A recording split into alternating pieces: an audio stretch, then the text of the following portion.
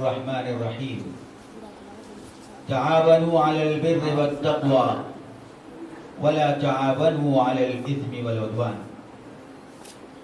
وقال تعالى وإذ ابتلى إبراهيم ربه بكلمات فأتمهن قال إني جاعلك للناس إماما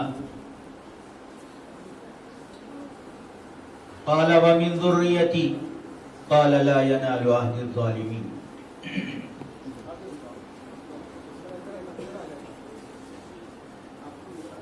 بہت ہی مصلوب ترین شہر کے مصلوب ترین ذمہ دار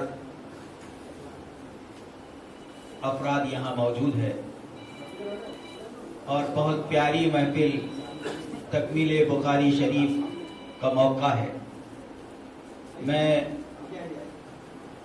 اس موقع پر تمام ہی آنے والوں کو مبارکباد پیش کرتا ہوں کہ شہر اور اس علاقے کے ارد گرد آج کے اس چھٹی کے موقع پر اور کچھ مصروفیت کے ہوتے ہوئے بھی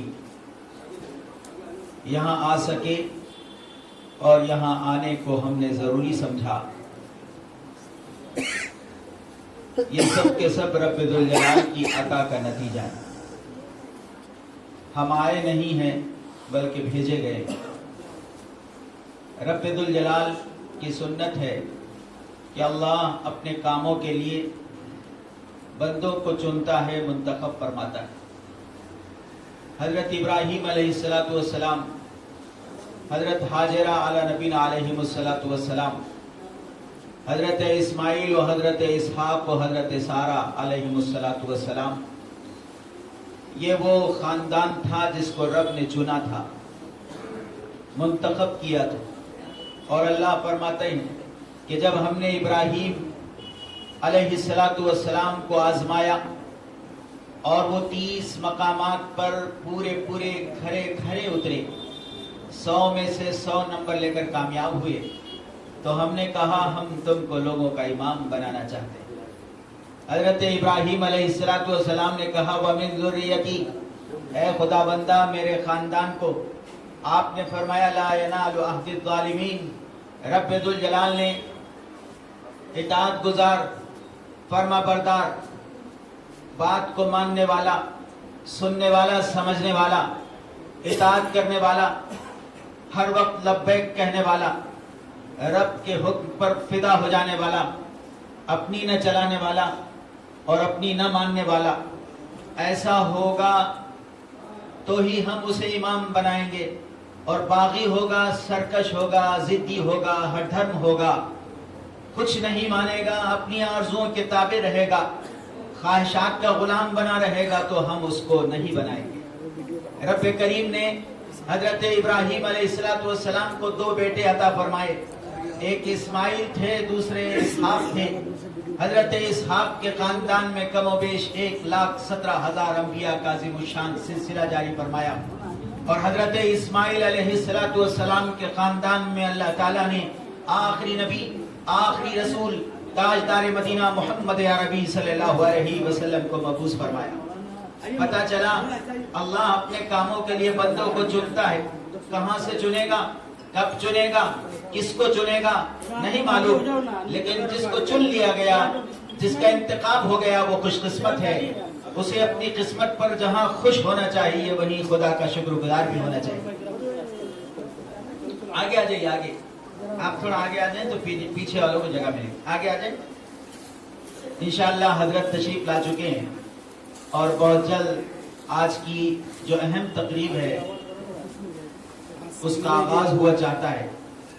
آپ آگے آئیں گے تو انشاءاللہ بعد میں آنے والوں کو پیچھے جگہ ملے. عربی کا مقولہ ہے من قدم قدم ومن اخر اخر. جو آگے بڑھتا ہے اللہ بھی اسے آگے بڑھا دیتے ہیں، اور جو پیچھے رہتا ہے اللہ بھی اسے پیچھے کر دیتے ہیں. ہم سب کی آرزو ہے کہ میرا بچہ کلاس میں پہلی صف میں بیٹھے، لیکن ابا کی آرزو ہے کہ میں ہر نشست میں آخری صف میں بیٹھوں. یہ کیسے ممکن ہے کہ ابا کی آرزو پچھلی صف میں بیٹھنے کی رہے اور ان کا بچہ کلاس میں پہلی صف میں بیٹھے؟ اور جو لوگ ٹیچنگ سے ریلیٹڈ ہیں ان کو معلوم ہے بیک بینچز کا کی نفسیات الگ ہوتی ہے اور سامنے بیٹھنے والوں کی نفسیات الگ ہوتی ہیں. پیچھے بیٹھنے والے طلبہ اس لیے پیچھے بیٹھتے کہ کوئی سوال نہ کیا جائے اور کوئی محاسبہ نہ ہو, پڑھنے میں اور پڑھنے کی مصروفیات میں شرکت ان کو نہ ملے, وہ صرف بیٹھے رہے. ماشاءاللہ یہاں سب تو پہلی بینچ پر بیٹھنے والے ہیں, سب کو پہلی صف میں جگہ تو نہیں ملے گی, اور پہلی صف میں بیٹھنے کی فضیلت صرف اسکول ہی اور کلاس ہی میں نہیں, تاجدار مدینہ محمد عربی صلی اللہ علیہ وسلم کے زمانے میں پہلی صف کو پانے کے لیے صحابہ جمعہ کی پہلی صف پانے کے لیے قندیل لے کر نکلتے تھے. اور آج بھی مدینہ پاک میں مسجد نبوی میں تہجد سے پہلے بھی کوئی پہنچ جائے تو اسے پہلی صف ملنا مشکل ہے. پہلی صف کی قیمت ہے, اس کا مطلب آگے بڑھنا ہماری شان ہے, پیچھے رہ جانا ہماری شان نہیں. انشاءاللہ جن کو کمر کا پرابلم نہیں ہے وہ آگے آ جائیں گے, اور جن کو دیوار کی سخت ضرورت ہے وہ دیوار سے چمٹے رہیں, اور جن کو ضرورت نہیں وہ آگے آ جائیں گے. ابھی بھی کچھ نوجوان دیوار سے ٹیکا لگا کر مسجد میں یہ اعلان کر رہے ہیں خدا بندہ ٹیکا لگانے کا موقع دے دے. اس لیے جن کو ایسی ضرورت نہیں ہے وہ ٹیکا نہ لگائیں, جو بزرگ اور معذور ہے وہ ٹیک لگا کر بیٹھیں. آقا مدنی محمد عربی صلی اللہ علیہ وسلم کو رب نے چنا. حضرت ابراہیم کو اللہ نے منتخب فرمایا, حضرت اسماعیل کو اللہ نے منتخب فرمایا, حضرت اسحاق کو اللہ نے منتخب فرمایا, اور یہ پورے گھر کو ایسا منتخب فرمایا کہ رہتی دنیا کے لیے یہ گھرانہ ماوا و ملجا بن گیا. سب کے لیے مثالی خاندان رب ذوالجلال نے بنایا. اس کی وجہ کیا تھی؟ وَأَتَمَّهُنْ, حضرت ابراہیم کا جب جہاں جہاں امتحان لیا گیا, حضرت ابراہیم ہر امتحان میں کھڑے کھڑے اترے, اور رب ذوالجلال نے پھر وَمِن ذُرِّيَّتِي کا تقاضا حضرت ابراہیم نے پیش کیا, تو رب نے کہا لا ينال عهد الظالمین, اے ابراہیم جس طرح تو ہر حکم پر لبیک کہنے والا تھا, اسی طرح اگر تیری اولاد میں بھی میرے حکم پر لبیک کہنے والا کوئی ملے گا تو میں اپنے انعام سے اسے نوازتا رہوں گا. 1,17,000 انبیاء کو اللہ نے اپنا منتخب نبی بنایا, اور پھر تاجدار مدینہ محمد عربی صلی اللہ علیہ وسلم کو آخری نبی آخری رسول بنایا. ہم یہاں آئے ہیں, ہمارا بھی انتخاب ہوا ہے. ہم میں سے ہماری نسلوں میں سے بہت ساروں کو اللہ پتہ نہیں اپنے کس کام کے لیے چنے گا. یہاں جو جس فکر کے ساتھ آیا ہے, جس جذبے کے ساتھ بیٹھے گا, جس جذبے کے ساتھ معاون بننے کی فکر لے کر چلے گا, اللہ اسی طرح اس کے خاندان کو اس کے خاندان کے افراد میں انتخاب کرے گا.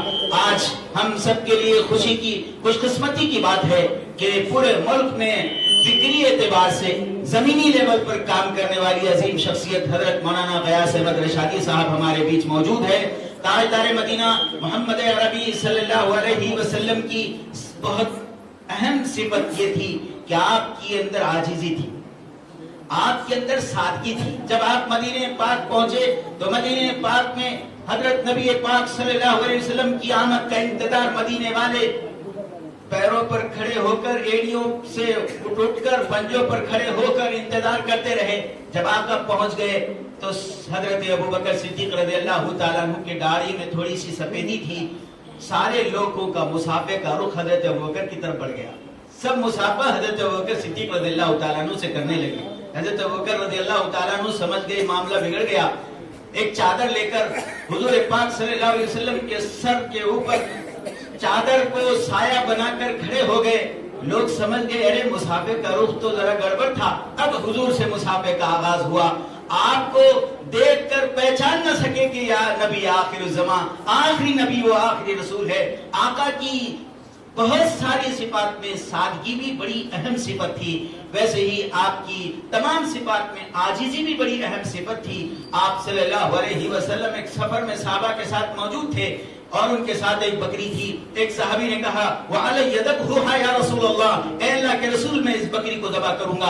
دوسرے صحابی کھڑے ہوئے انہوں نے کہا وَعَلَيَّ سَلْقُهَا يَا رَسُولَ اللَّهِ, اے اللہ کے رسول میں اس کی کھال نکالوں گا. تیسرے صحابی کھڑے ہوئے اور انہوں نے کہا وَعَلَيَّ طَبْخُهَا يَا رَسُولَ اللَّهِ, اے اللہ کے رسول میں اس کو پکاؤں گا. آقا مدنی محمد عربی صلی اللہ علیہ وسلم نے فرمایا وَعَلَيَّ جَمْعُ الْحَطَبِ, میں لکڑیاں جمع کروں گا. سارے صحابہ نے کہا نا یہ کیسے ہو سکتا, اے آقا مدنی ہم ہوتے ہوئے آپ کیسے لکڑیاں جمع کریں گے. صحابہ نے کہا نہیں اے اللہ کے رسول, ہم آپ کی جگہ لکڑیاں جمع کریں گے, آپ نہیں کریں گے. آپ نے فرمایا انی اکرہ ان اتمیز علیکم ان نبی اللہ داؤد علیہ السلام یأکل بعمل یدی, نہیں نہیں، میں تمہارے اندر تمہارے بیچ ممتاز بن کر رہنا نہیں چاہتا، میں تمہارے ساتھ گھل مل کر رہنا چاہتا ہوں۔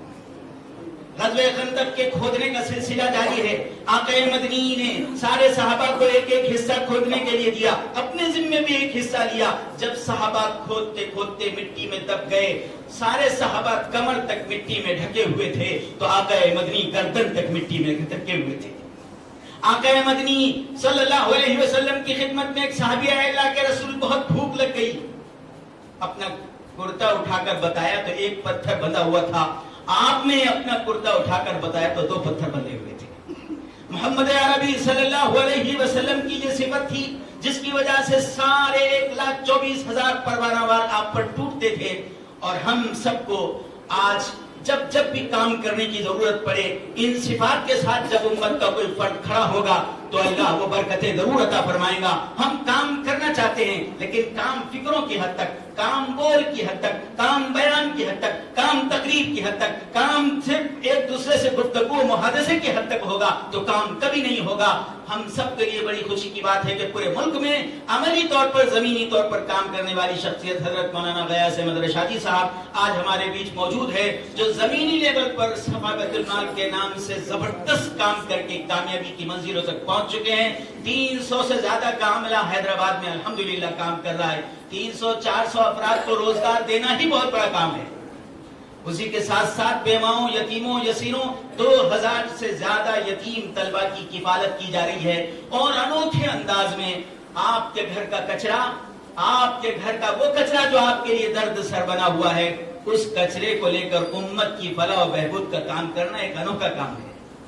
اور ایسا ویسا نہیں، بہت منظم کام، ہزاروں جگہ آج الحمدللہ صفا بیت المال کو مختلف جگہ پر کام کے نمایاں ہونے پر انعام اور ایوارڈ سے نوازا گیا۔ صرف یہی سماجی فلاحی ملی کام نہیں بلکہ اس کے ساتھ ساتھ تصنیف کی اور تعریفی کام بھی حضرت مولانا کا قابل دید، قابل تحسین ہے۔ ابھی رمضان المبارک جو گزرا، اس سے پہلے 6 جلدوں پر مشتمل عام فہم درس قرآن کی تعریف مولانا نے فرمائی، اور اتنی زبردست، اتنی نمایاں تفسیر کہ جب جس مسجد میں اس کے پڑھنے کا آغاز ہوا، لوگ یہ کہے بغیر نہیں رہے کہ بہت بہترین ہے، بہت سمجھ میں آ رہا ہے، بہت اچھی ہے۔ ہماری مسجد میں جہاں نماز پڑھتا ہوں، وہاں جب اس کو فجر کی نماز میں ایک تفسیر پڑھی گئی تو ہمارے ہی شاگرد تھے، میں نے کہا یہ آپ نے جو پڑھا کچھ سمجھ میں نہیں آیا۔ عام طور پر ہم سب برکتوں کے بہت قائل ہو گئے، برکتن سنے، برکتن بیٹھے، کیا ہوا، کیوں ہو رہا ہے اس کا کوئی پتہ نہیں، بس برکت برکت۔ اس برکت کی وجہ سے کام ہونا رک چکا ہے۔ صبح فجر میں سب سنتے ہیں، کس کو سمجھ میں آیا، کس کو سمجھ میں نہیں آیا، کچھ نہیں معلوم، بس اتنی دیر بیٹھ کے سن لینا تھا، سمجھ میں آیا نہیں آیا، کیا تھا کیا ہوا وہ کچھ نہیں معلوم۔ یہ چلتے چلتے وجہ یہ ہے کہ برسوں گزر گئے، قرآن کی تفسیر مسجد میں پڑھی جا رہی ہے لیکن قرآن میں کیا ہے ابھی کسی کو پتہ نہیں چلا۔ اس کی وجہ کیا ہے؟ برکتن سنتے رہے، برکتن بیٹھے رہے، کیا ہونا کچھ نہیں معلوم۔ اس لیے آقا مدنی محمد عربی صلی اللہ علیہ وسلم سے زیادہ بابرکت ذات کس کی ہو سکتی تھی؟ لیکن صحابہ نے اس برکت کے حاصل کرنے کو اہم نہیں سمجھا تھا، کام کو اہم سمجھا تھا۔ اس لیے حضرت مولانا کی جو تفسیر ہے عام فہم درس قرآن، ہم کو بھی پونا کی تمام مساجد میں اس کا آغاز کرنا بہت زیادہ ضروری ہے، تاکہ عام فہم، ہر زمانے میں زبان بدلتی ہے۔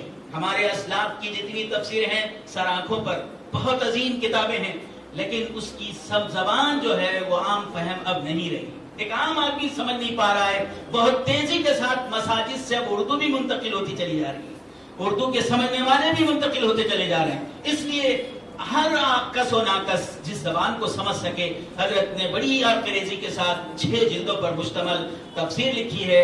ہم سنتے تھے حضرت مولانا اشرف علی تھانوی رحمۃ اللہ علیہ نے 1000 کتابیں لکھی، کیسی لکھی ہوگی، کتنا وقت ہوگا؟ اللہ جب وقت میں برکت دینے پر آ جاتے ہیں تو کوئی روک نہیں سکتا، یہ برکت کی نشانی ہے۔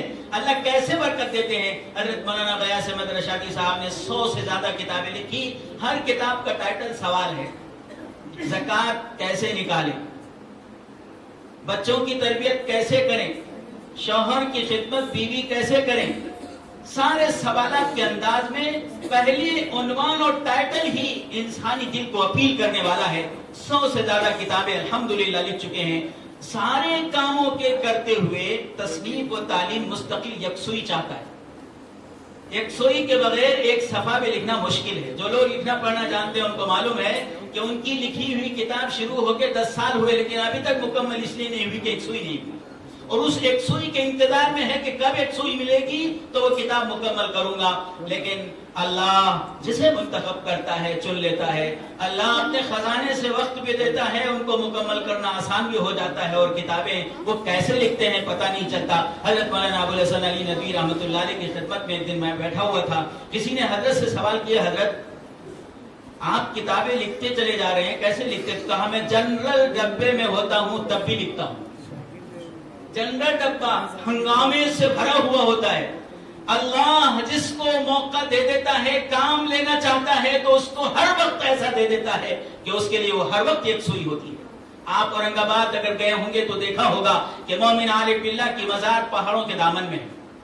اپنے شیخ شہاب الدین سہروردی کے اشارے پر سہروردی سلسلے کا یہ پہلا بزرگ اورنگ آباد اور اس پورے علاقے میں آیا تھا. 417 میں یہ پہلا مسلمان اس علاقے میں آیا تھا.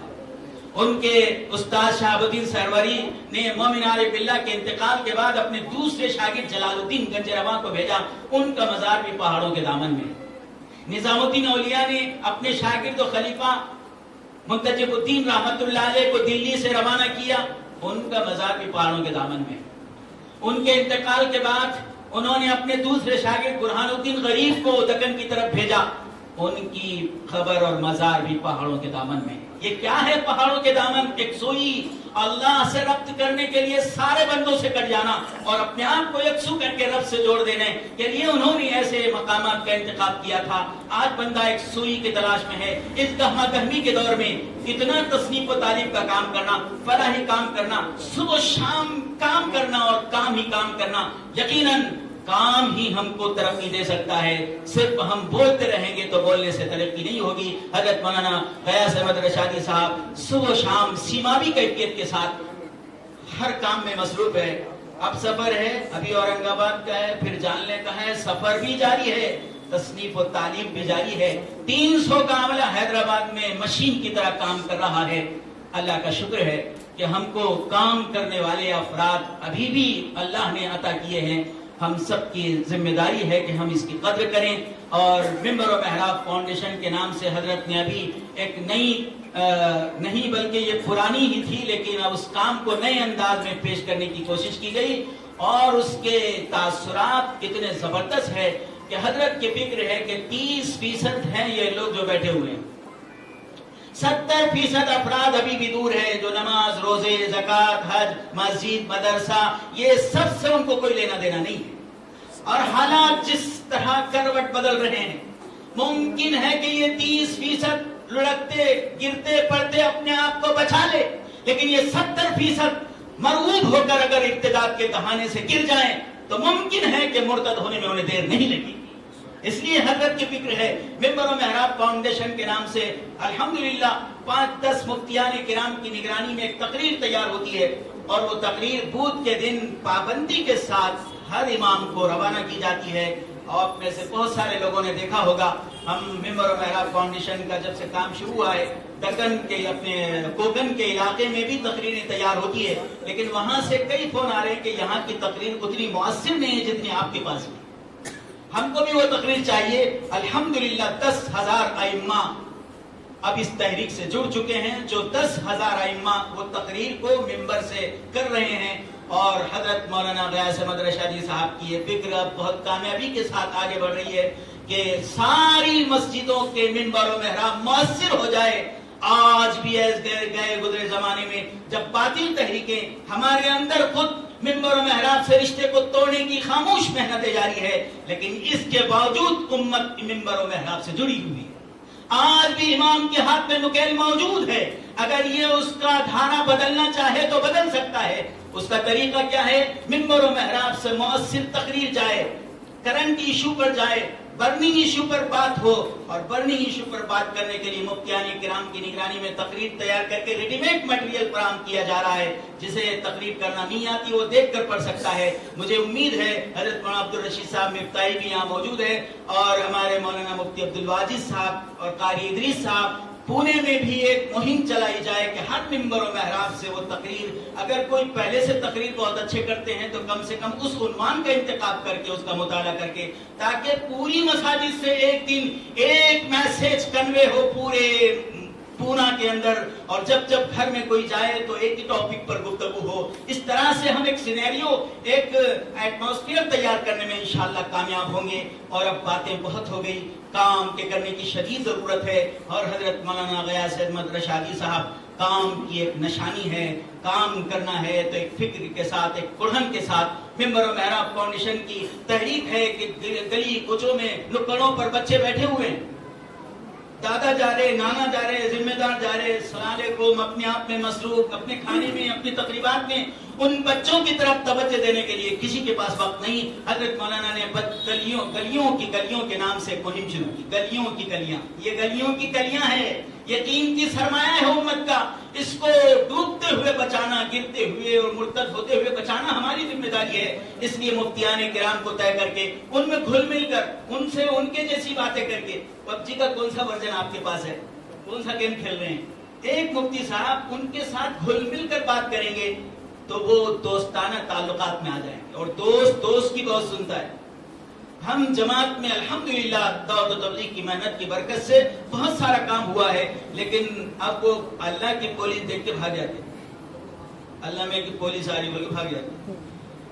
لیکن ان کے ساتھ گھل مل کر، ابھی تو بہت نیا فیشن چل رہا ہے، شادی میں ایک دوست نے جس کلر کا کرتا اور پاجامہ بنایا ہے، سارے دوست ویسے بنائے. ابھی ہمارے ایک دوست کی دکان ہے، وہاں پورا 15 100 200 ایک کلر کے ڈریس چاہیے. دوست کی سنتا ہے. اور جہاں جو سسٹم جاری ہے اس سسٹم میں جا کر اپنے رب کے پیغام کو پہنچانا اصل داعی کا کام ہے. اس لیے گلیوں کی گلیاں، جہاں جہاں بچے بیٹھے ہوئے ہیں ان میں گھل مل کر بات کرنا، بے دین افراد سے ملاقات کرنا. اور ہم سب واٹس ایپ یونیورسٹی کے ذریعے سے بیٹھے بیٹھے کھاتے پیتے، اتنی لڑکیاں مرتد ہو گئی، لا حول ولا قوت الا باللہ، فوراً فارورڈ. مولانا عبدالرشید صاحب تو بہت اچھا ماشاءاللہ بولتے کہ یہ جو فارورڈ کرنے کا سسٹم ہے، ہم سب کے سب ذرا محتاط ہو جائیں کہ کیا کام کرنے کا ہے، کیا نہیں کرنے کا ہے. اورنگ آباد میں جب کورونا کا پہلا پیشنٹ ڈیٹیکٹ ہوا تو وہ ایک غیر مسلم پروفیسر خاتون تھی. وہ کہاں آئی، کہاں چلے گئی، کسی کو پتا نہیں. لیکن جس ہاسپٹل میں وہ ایڈمٹ تھی وہاں ایک انجینئر بچہ بھی ایڈمٹ تھا، وہ افیکٹڈ ہوا. وہ گھر آیا، اس کے والد افیکٹڈ ہوئے. اب جب ان کو لے جایا جانے لگا تو ایک بارات کی طرح، اور ہمارے نوجوانوں نے اس کی شوٹنگ کی، اور وہ شوٹنگ پورے علاقے میں عام ہوئی. پتا چلا کہ کورونا کا پہلا پیشنٹ مسلمان محلے میں ملا، حالانکہ بات ایسی نہیں تھی. پیشنٹ پہلا کہیں اور ملا تھا. لیکن ہم دلیر بہادر نوجوان جو شوٹنگ کرتے ہیں، کیا کرنا ہے اور کیا نہیں کرنا ہے ہم کو معلوم نہیں. شوٹنگ کر کے اتنا وائرل کیا گیا کہ سب کو یہ پتا چلا کہ مسلمان کے محلے میں کورونا کا پہلا پیشنٹ ملا. پورے محلے کو لاک کر دیا گیا. جہاں ملا تھا وہاں کھلا تھا، جہاں اچانک ملا تھا اس کو لاک کر دیا گیا. اس لیے ہم سب کو اس سلسلے میں بہت زیادہ حساس ہونے کی ضرورت ہے. حالات بے حس رہنے کے نہیں ہیں. ہم سب میں ساری چیزیں موجود ہونے کے باوجود پتہ نہیں بوائلر چکن کھانے کی وجہ سے اور چائنیز کھانوں کی وجہ سے اور کیا کیا کھانے کی وجہ سے بے حسی بہت تیزی کے ساتھ آ رہی ہے. بے حسی ہی کی وجہ سے ہم سب ناکامی کی طرف جا رہے ہیں.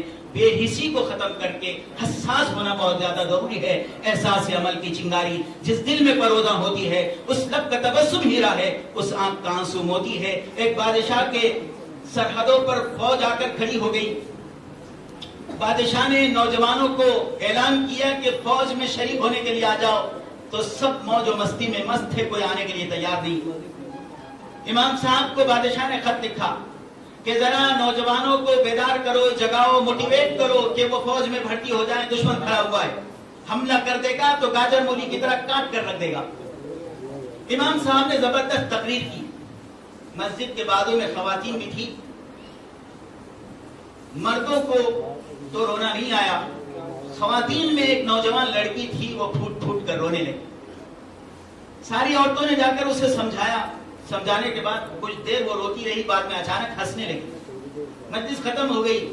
آئندہ جمعہ جب آئے تو وہ لڑکی بھی آئی. اس نے اپنے ساتھ ایک تشت لایا اور ایک ہاتھ میں ایک پرچی لکھ کر لائی اور امام صاحب کی خدمت میں بھیجا. امام صاحب پرچی پڑھتے جاتے اور روتے جاتے تھے. لڑکی نے لکھا تھا, امام صاحب گزشتہ سال تم نے ہم کو جگایا, بتایا کہ سرحد پر دشمن کھڑا ہوا ہے. ہم کتنے نکمے اور غافل ہو گئے. ہمارے نوجوانوں کو کیا ہو گیا کہ دشمن سر پر کھڑا ہوا ہے, پھر بھی وہ بیدار نہیں ہوتے. امام صاحب آپ کی بات کو سن کر مجھے بہت غم ہوا. میں پھوٹ پھوٹ کر رونے لگی. لیکن اچانک مجھے خیال آیا, میں نے اپنے بڑے بزرگوں سے سنا تھا کہ عورتوں کے بال بہت مضبوط ہوتے ہیں. امام صاحب خدا کی قسم, جب سے شعور سنبھالا تب سے اب تک میں نے اپنے سر کے بال کبھی نہیں نکالے تھے. آج میں نے اپنے سر کے بال پورے نکال کر اس تشت میں تمہاری خدمت میں بھیجا ہے, تاکہ کسی مجاہد کے گھوڑے پر میرے ان بالوں سے رسی بنا کر لگا دینا, تاکہ ملت پر آنے والی آفت کو بچانے کے لیے میرا اتنا تو حصہ لگ جائے. پھر کیا تھا, مسجد میں تھارے مار مار کر رونے لگے. لوگ رونے لگے. فرشتے دفتر کم پڑ گئے لکھنے والوں کے لیے. نوجوانوں نے اتنی بڑی تعداد میں نام لکھایا. یقیناً وہی احساس کے جگانے کے لیے آج حضرت مولانا غیاث احمد رشادی صاحب ہمارے بیچ موجود ہے. خدمات بہت زیادہ ہے. آپ سے درخواست ہے کہ حیدرآباد آپ تشریف لائیں, اورنگ آباد تشریف لائیں. مولانا کے ہی فیض و برکت سے, ان کی محنت اور کوشش سے جب بھی کوئی ان سے جڑا, اس کے اندر خود ایک بجلی اور کرنٹ آ گیا. وہ سب بھی کام کرنے لگے. اورنگ آباد میں حضرت ہی کی نگرانی میں الحمدللہ 8 دواخانے, ایک واٹر پلانٹ, ایک مدرسے کا کام اور بے شمار فلاحی کام الحمدللہ جاری ہے. ایسے کئی علاقوں میں پورے ملک کے کام جاری ہے. اللہ تعالی ہم تمام کو کام کرنے کی زیادہ سے زیادہ توفیق عطا فرمائے. اور حضرت مولانا غیاث احمد رشادی صاحب کا میں پونا والوں کی جانب سے اور مولانا قاری ادریس صاحب اور سب کی جانب سے اس کیمپس میں پرتپاک استقبال کرتا ہوں. وآخر دعوانا الحمدللہ رب العالمین.